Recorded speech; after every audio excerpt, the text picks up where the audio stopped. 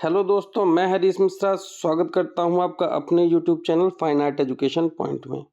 आज हम आपके लिए लेकर के आए हैं परीक्षा आकलन का पार्ट 3, जिसमें हम कम समय में ज़्यादा से ज़्यादा प्रश्नों को कवर करते हैं जो कि टीजीटी के पॉइंट ऑफ व्यू से इम्पॉर्टेंट हैं।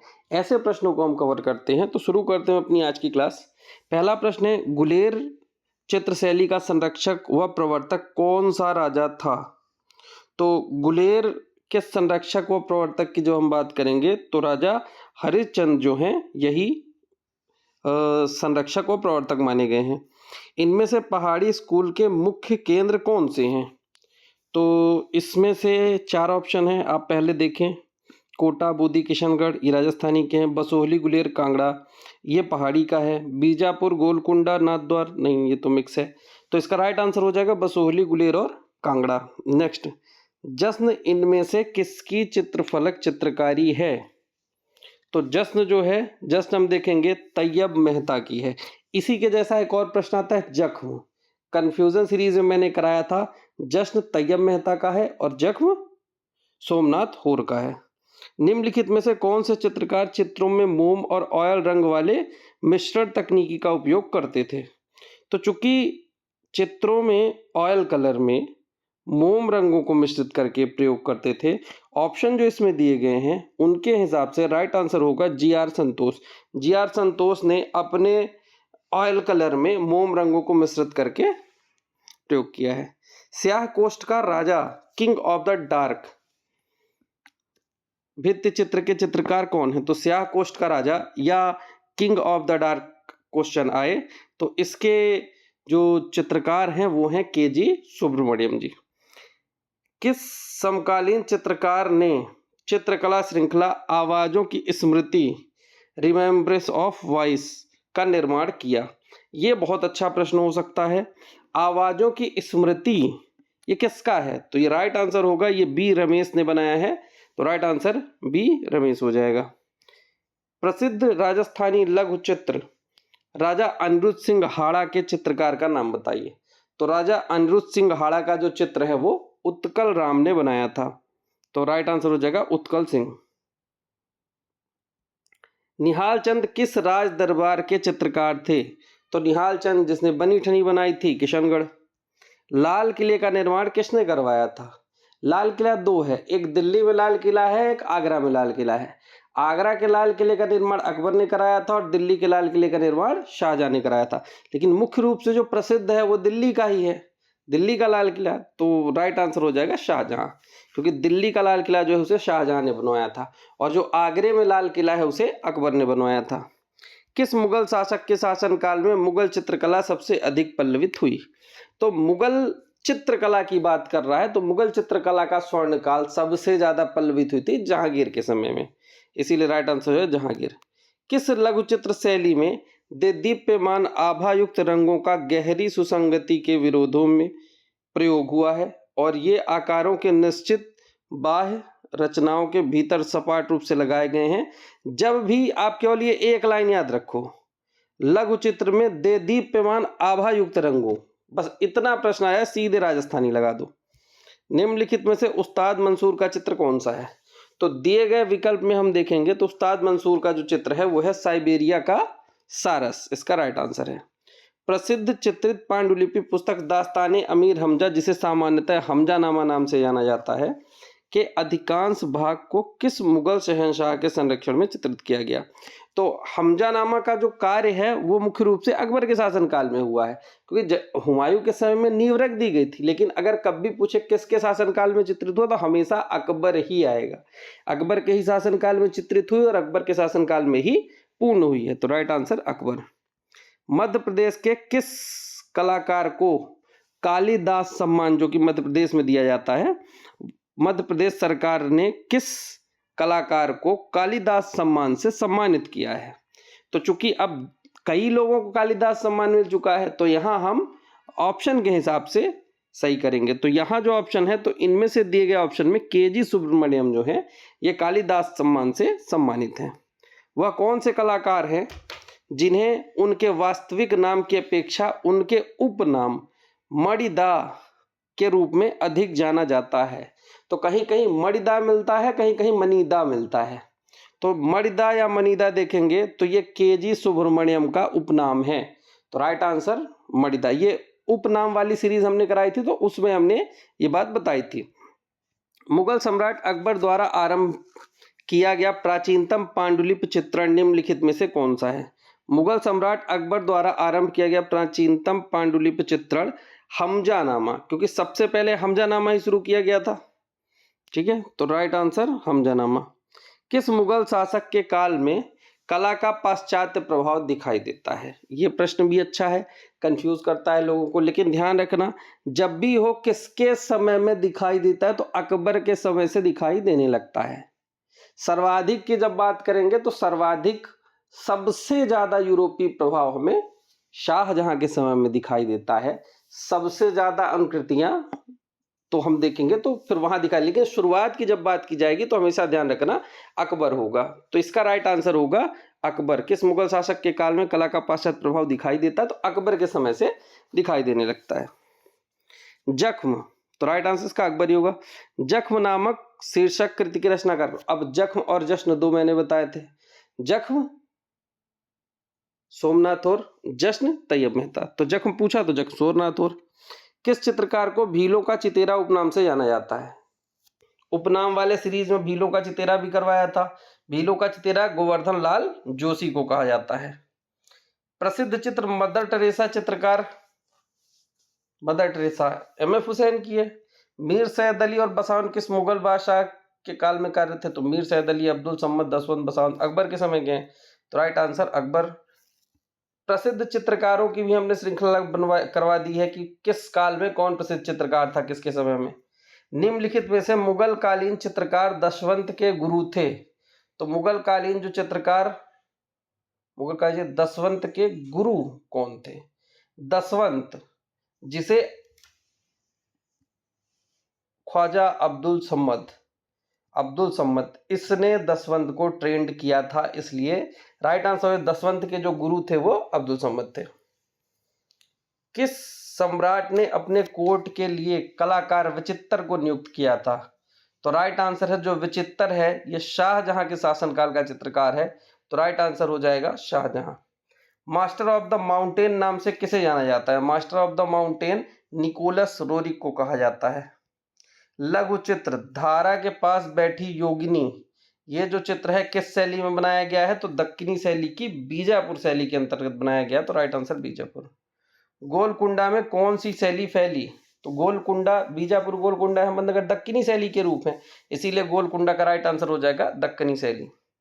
हुमायूं का दरबारी चित्रकार कहाँ का रहने वाला था? तो हुमायूं के जो दरबारी चित्रकार थे दो थे, मीर सैयद अली अब्दुल समद, और दोनों ईरान के थे। तारीख ए हल्फी क्या है? तारीख ए हल्फी में दुनिया का इतिहास है। पर्दाज तकनीकी का प्रयोग किस चित्रण शैली में किया गया? पर्दाज देखेंगे तो पर्दाज मुगल शैली में हमें देखने को मिलता है। पर्दाज मतलब छाया प्रकाश, और खत पर्दाज, बिंदु पर्दाज, दो तरीके के पर्दाज हमें वहां देखने को मिलते हैं। खत पर्दाज मतलब हैचिंग और बिंदु पर्दाज मतलब stippling. Virgin of the rocks चित्र किसने बनाया है? सैलखंडो की राजकुमारी, virgin of the rocks. Right answer है Leonardo da Vinci.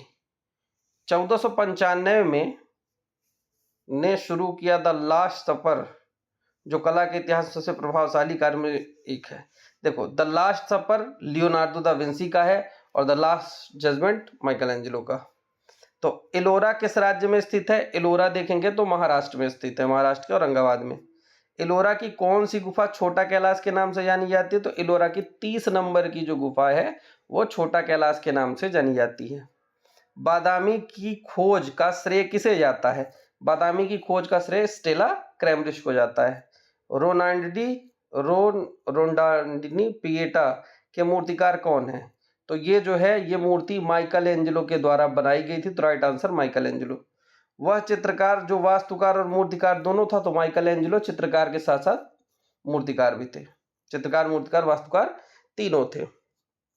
Leonardo da Vinci क्या थे? Leonardo da Vinci multi talented व्यक्ति थे, तो सबसे ज्यादा उनके अंदर गुण थे। तो हम देखेंगे तो सी नंबर जो है अभियंता, वास्तुकार, मूर्तिकार, चित्रकार और ड्राफ्ट्समैन ये सब थे। यहाँ तक कि कैंची का आविष्कार, जो आज हम कैंची दैनिक जीवन में यूज करते हैं, उसका भी आविष्कार लियोनार्डो दा विंची के द्वारा ही किया गया था। किस राजवंश का उत्थान काल में अजंता की गुफा में फ्रेस्को चित्र को चित्रित किया गया? तो अजंता में जो अजंता का मुख्य सर्वश्रेष्ठ जो काल है वो गुप्त काल का है, तो राइट आंसर गुप्त काल। चूंकि अन्य जो ऑप्शन है वो तो बिल्कुल भी नहीं मेल खाते हैं, जबकि अजंता में कई राजवंशों में काम हुआ है, लेकिन यहाँ पर हम मुख्य रूप से देखेंगे, मुख्य रूप से गुप्त काल है। तो जब भी पूछे किस काल के, तो मुख्य रूप से गुप्तकालीन मानी जाती है। नेक्स्ट क्वेश्चन देखते हैं, अजंता गुफाएं किस नदी के तट पर स्थित है? दिए गए विकल्पों में पहचान करें। तो अजंता बाघोरा नदी के तट पर स्थित है। चित्रभूमि को कितने ही रूपों में विभक्त किया जा सकता है? यह किससे संभव है? तो चित्रभूमि को कितने ही रूपों में विभक्त किया जा सकता है? यह स्वर्णिम विभाजन सिद्धांत से संभव है। और स्वर्णिम विभाजन का सिद्धांत किसने दिया था? ग्रीक वासियों ने या यूनान वासियों ने। और वो भी ऑप्शन में ना हो तो क्या लगाना है? यूक्लिड ने। पूर्व मध्यकालीन चित्रों को अपभ्रंश शैली नाम किसने दिया? तो पूर्व मध्यकालीन चित्रों को अपभ्रंश शैली, जैन शैली का सर्वोत्कृष्ट सबसे उपयुक्त जो नाम है वो है अपभ्रंश शैली। और सबसे उपयुक्त नाम कौन देता है? राय कृष्णदास। तो राइट आंसर हो जाएगा राय कृष्णदास। पाल चित्रकारी में इनमें से किसे आधार के रूप में इस्तेमाल किया गया है? तो पाल चित्रकारी में ताड़पत्ता सबसे ज्यादा यूज किया है, इसलिए ताड़पत्र का प्रयोग किया गया। तो बी ताड़पत्र। अजंता गुफाओं के भित्ति चित्रों की अनुकृतियां सर्वप्रथम किस अंग्रेज चित्रकार द्वारा बनाई गई? तो अजंता गुफाओं की भित्ति चित्रों की अनुकृतियां सर्वप्रथम रॉबर्ट गिल के द्वारा बनाई गई थी। भिक्षुक बुद्ध का प्रसिद्ध चित्र अजंता की किस गुफा में है? तो भिक्षुक बुद्ध का प्रसिद्ध चित्र अजंता की गुफा संख्या 17 में देखने को मिलता है। निम्न में से खनिज रंग नहीं है, खनिज रंग नहीं है, हल्दी, गेरू, हिरोंजी और रामरस। तो राइट आंसर हो जाएगा हल्दी, क्योंकि हल्दी प्राकृतिक चीज है, खनिज नहीं है। खनिज प्राकृतिक और रासायनिक में मैंने अंतर बताया था रंगों वाले उसमें। अजंता चित्रों में नीला रंग लेपिस लाजुली आयात किया जाता था। तो लेपिस लाजुली जो था ये एक पत्थर था जो कि ईरान से मंगाया जाता था। तो राइट आंसर फारस है। तो ईरान को ही फारस कहते हैं, ईरान को ही पर्शिया कहते हैं। तो फारस से। विहार गुफाओं का अर्थ क्या है? ड्राइंग रूम के साथ मठ, प्रार्थना हॉल के साथ मठ, बुद्धिज्म की कहानी, निवास हॉल के साथ मठ। तो विहार गुफाएं बौद्ध भिक्षुओं का निवास स्थान थी, जिन्हें संघाराम भी कहा जाता था, यानी संघ के आराम करने की जगह। तो राइट आंसर हो जाएगा निवास हॉल के साथ मठ, जहां निवास करते थे। निम्नलिखित में से कौन सी पेंटिंग महाभारत की कहानी दिखाती है? तो राजा रविवर्मा की शांतनु और मत्स्यगंधा जो चित्र है यह महाभारत की कहानी को दिखाती है। तैल विधा में काम करने वाले प्रथम भारतीय चित्रकार राजा रविवर्मा। जब आकार परिवर्तित और सरलीकृत होते हैं तो उसे क्या कहते हैं? यह प्रश्न देखो बहुत अच्छा है। जब आकार परिवर्तित और सरलीकृत होते हैं तो उन्हें हम कहते हैं अनुरअंकन। तो राइट आंसर हो जाएगा अनुरअंकन। प्रसिद्ध कृति हंस दमयंती है। हंस दमयंती जो है ये राजा रविवर्मा का ऑलियोग्राफ प्रिंट है। तो राइट आंसर ऑलियोग्राफ। राजा रविवर्मा ने देवताओं और देवियों के चित्रों की आवश्यकताएं पूर्ण करने के लिए निम्नलिखित शैलियों में से किस शैली का चयन किया? तो राजा रविवर्मा ने, चूंकि इनके चित्रों की डिमांड ज्यादा थी, देवी देवता हर घर में चाहिए थे, तो इतने चित्र ये बना नहीं पा रहे थे, इसलिए इन्होंने ऑलियोग्राफी प्रेस की स्थापना की थी। और ऑलियोग्राफ प्रिंट के माध्यम से ही इन्होंने घर घर हर देवी देवताओं के पोस्टर पहुंचाए। तो रंगीन शिला मुद्रण या ऑलियोग्राफ, सी आंसर हो जाएगा। अजंता गुफाओं की अनुकृतियां किसने तैयार की?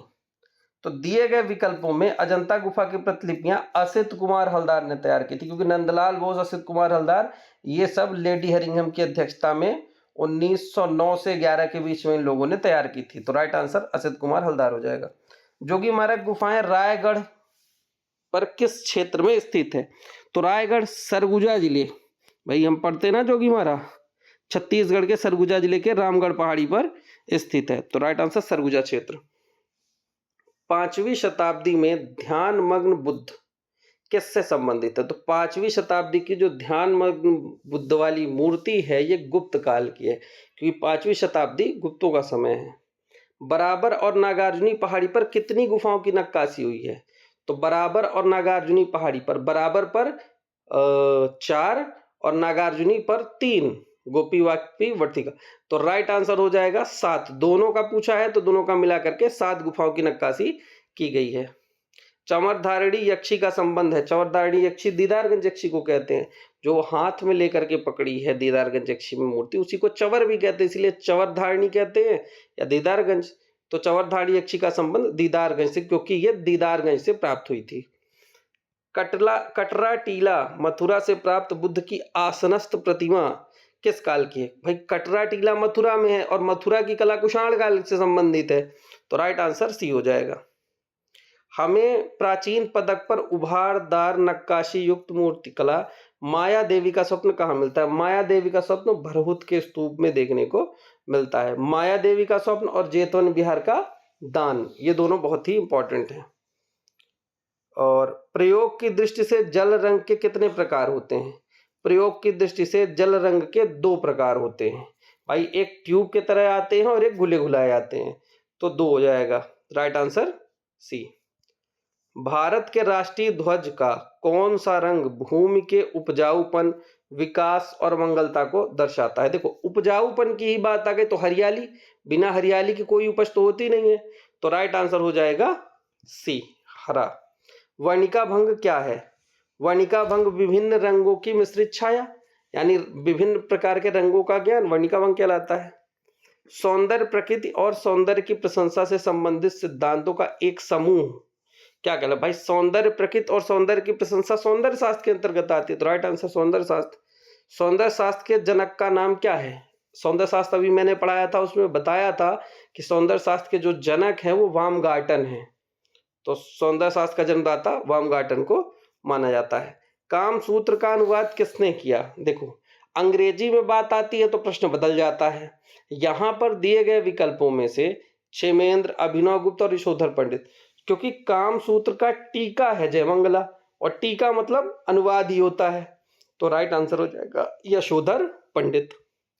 1958 में भीमबेटका के प्रागैतिहासिक चित्र किसने खोजे?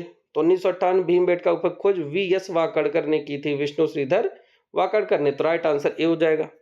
प्रागैतिहासिक चित्रों का मुख्य विषय क्या है? प्रागैतिहासिक चित्रों का जो मुख्य विषय है वो है पशु आखेट, क्योंकि शिकार मुख्य रूप से, और उसमें भी अंदर पूछे तो पशु पक्षी और मानव। निम्नलिखित में से कौन से केंद्र प्रागैतिहासिक कला के केंद्र हैं? तो होशंगाबाद भी है, मिर्जापुर भी है, आदमगढ़ भी है, यानी राइट आंसर उक्त सभी। चाक का महत्वपूर्ण आविष्कार में हुआ है, तो नवपाषाण काल में चाक का आविष्कार हुआ है, तो राइट आंसर नवपाषाण काल। सिंधु घाटी से प्राप्त वृषभ मोहर बनी है, तो सिंधु घाटी में जितनी भी मोहरें हैं वो सारी की सारी मोहरें किससे बनी है?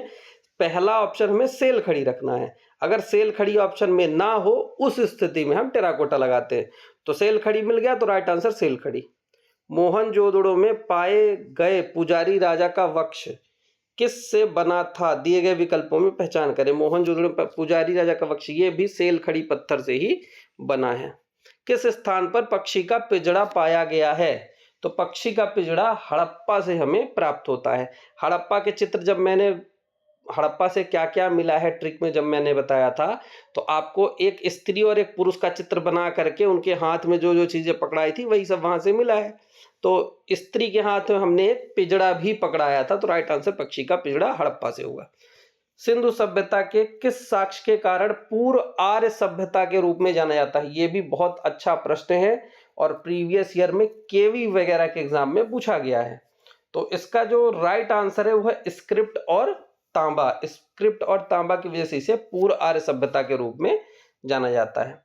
रंगत के हल्केपन व गहरेपन का घोतक है, तो रंगत के हल्केपन व गहरेपन को क्या कहते हैं? तान कहते हैं, तो राइट आंसर बी। एक घन के सामने से अवलोकन पर उसके कितने आयाम या पार्श्व दिखाई देते हैं?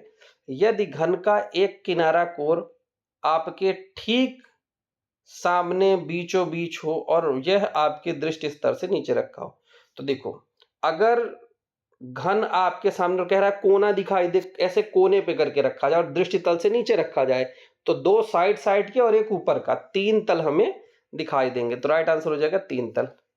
द्विआयामी चित्र तल पर चित्र बनाते समय तीसरे आयाम को बनाने के लिए किस विशेष विधि का प्रयोग किया जाता है? तो हम प्रोस्पेक्टिव दिखाते हैं जब, तो उसमें हम त्रिआयामी प्रभाव दिखाने का प्रयास करते हैं। तो राइट ऑप्शन हो जाएगा परिप्रेक्ष्य प्रणाली। किन्हीं दो प्रधान रंगतों को मिलाने से जो रंग प्राप्त होता है वह कहलाता है। किन्हीं दो प्रधान रंगतों को मिलाने से जो रंग प्राप्त होता है वो कहलाता है। भाई दो प्रधान रंगों को मिलाकर के द्वितीयक रंग बनाया जाता है, तो राइट आंसर हो जाएगा द्वितीयक रंग। लावण्य, सौंदर्य और सृजनात्मकता का प्रभाव किस रूप से उत्पन्न होता है? तो लावण्य, सौंदर्य और सृजनात्मकता अंडाकार रूप से हमें प्राप्त होता है। निम्नलिखित में से किसमें मोहर पाई गई? आदिकालीन सब सिंधु घाटी सभ्यता में मोहरें पाई गई थी, तो राइट आंसर सिंधु घाटी सभ्यता। भारतीय कला का सबसे प्राचीन केंद्र है। भारतीय कला का सबसे प्राचीन केंद्र, तो सिंधु घाटी सभ्यता। दिए गए विकल्पों में से सिंधु घाटी सभ्यता सबसे पुरानी है, और यहीं पर अगर प्रागैतिहासिक काल होता तो वो हो जाता, तो प्रागैतिहासिक काल दिया नहीं, इसलिए दिए गए विकल्पों में सबसे पुराना जो है वो है सिंधु घाटी सभ्यता। तो आज की सीरीज हमारी यहीं पर खत्म हुई।